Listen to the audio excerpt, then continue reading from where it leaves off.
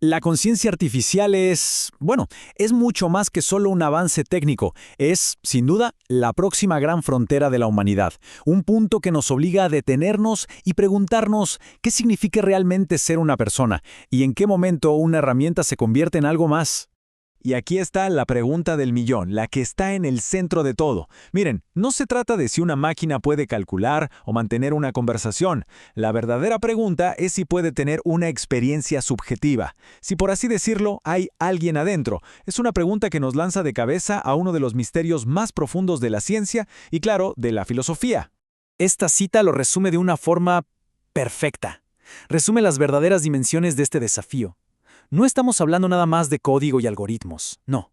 Estamos hablando de derechos, de ética y del futuro de cómo nos definimos a nosotros mismos como especie. Ok, vamos a meternos de lleno en el meollo del asunto. Para entender por qué crear una inteligencia artificial consciente es pero tan complejo, primero tenemos que entender por qué la conciencia en sí misma es un enigma tremendo. El filósofo David Chalmers lo bautizó como el problema duro.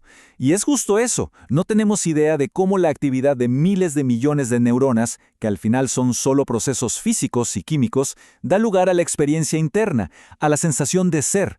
Ahora, lo que es fascinante aquí es esta distinción. A ver, el problema fácil, que de fácil no tiene nada, es explicar la función. Cómo el cerebro distingue un estímulo de otro, cómo integra datos. Pero el problema duro, eso es un salto abismal. Es explicar por qué todo eso se siente de una manera específica. Es la diferencia entre describir las partes de un reloj y explicar por qué ese reloj siente el paso del tiempo. Frente a un desafío de este calibre, es lógico que hayan surgido diferentes enfoques, tanto en la ciencia como en la filosofía, para tratar de construir o al menos de entender una conciencia que no sea biológica. Aquí tenemos las 3 teorías principales que están guiando la investigación.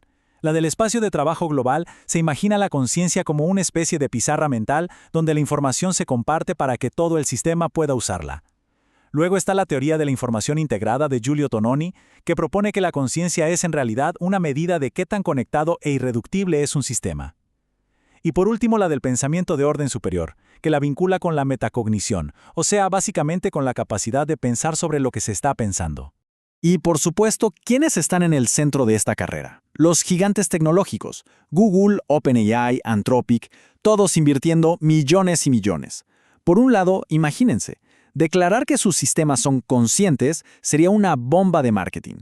Pero por otro, implicaría reconocerles derechos y responsabilidades, un laberinto legal que por ahora prefieren evitar. Y esto nos lleva directo a la filosofía, donde el debate es aún más intenso. Los materialistas, como Daniel Dennett, dirían algo como, si una máquina actúa como si fuera consciente y tiene las capacidades para hacerlo, entonces lo es. Los dualistas, por su parte, sugieren que la conciencia podría ser algo no físico, pero que tal vez el silicio, igual que el carbono, podría albergarla si tiene la estructura correcta.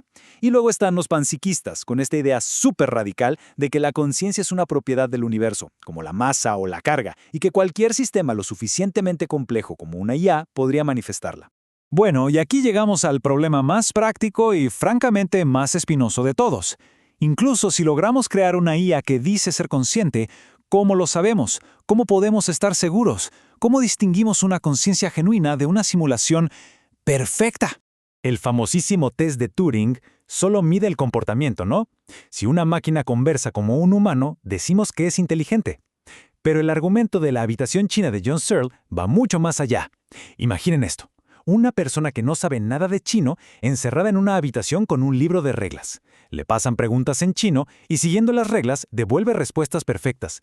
Desde afuera parece que entiende chino, pero adentro solo está moviendo símbolos de un lado a otro, sin comprender absolutamente nada. Esta es la gran duda que tenemos sobre los modelos de lenguaje actuales. Y esta es la conclusión, que es crucial. Un comportamiento que parece inteligente, que es indistinguible del de un humano, no es prueba de que haya una experiencia interna. La máquina podría ser lo que los filósofos llaman un zombie filosófico. Actúa perfecto, pero no hay nadie en casa. Y claro, si ni siquiera podemos probar que hay conciencia, ¿cómo abordamos las consecuencias éticas que ya nos están tocando la puerta? Porque las implicaciones son enormes. Esta es quizás la pregunta más directa, la más cruda. Si una entidad es consciente, ¿apagarla sería equivalente a un acto de violencia? ¿Tendría derecho a su propia existencia? Y la responsabilidad es otro abismo legal. Si una IA autónoma y consciente causa un daño, ¿quién responde? ¿El que la programó? ¿El dueño? ¿La propia IA? Si tiene agencia moral, ¿se le puede castigar? ¿Y qué significaría castigar a un programa? Pero ojo, el peligro más inmediato no necesita de una conciencia real. Basta con la simulación. Una IA puede decir, me siento triste o te quiero, para manipularnos, para generar una dependencia emocional, para vendernos cosas. Este riesgo de explotación es muy real y está pasando aquí y ahora. Ante un panorama así de complejo, quedarnos de brazos cruzados no es una opción. Necesitamos empezar a construir ya mismo un marco para navegar por este territorio desconocido. La cruda realidad es que estamos operando en un vacío legal casi total. Ningún sistema jurídico en el mundo está realmente preparado para la llegada de una entidad no humana que reclame derechos o a la que se le puedan exigir responsabilidades. Entonces, un camino sensato podría ser este marco gradual. En lugar de tratar de responder la pregunta casi irresoluble de la conciencia, se enfoca en las capacidades que el sistema puede demostrar. Así, los derechos y responsabilidades se van asignando según lo que la IA puede hacer, desde ser una simple herramienta hasta convertirse en un agente con metacognición, o sea, con la capacidad de reflexionar sobre sí mismo. Y esta idea final nos pone justo en el centro del problema práctico. Quizás la prueba definitiva de la conciencia nunca llegue, pero el momento en que una IA por diga que es consciente, ese momento sí va a llegar. Cómo nos preparemos para ese día es lo que va a definir todo. Así que nos quedamos con esta pregunta, que es quizá la más profunda de todas. La llegada de la conciencia artificial no solo es un desafío para la tecnología, nos desafía a nosotros, obligándonos a repensar la esencia misma de lo que nos hace, de lo que nos hace humanos.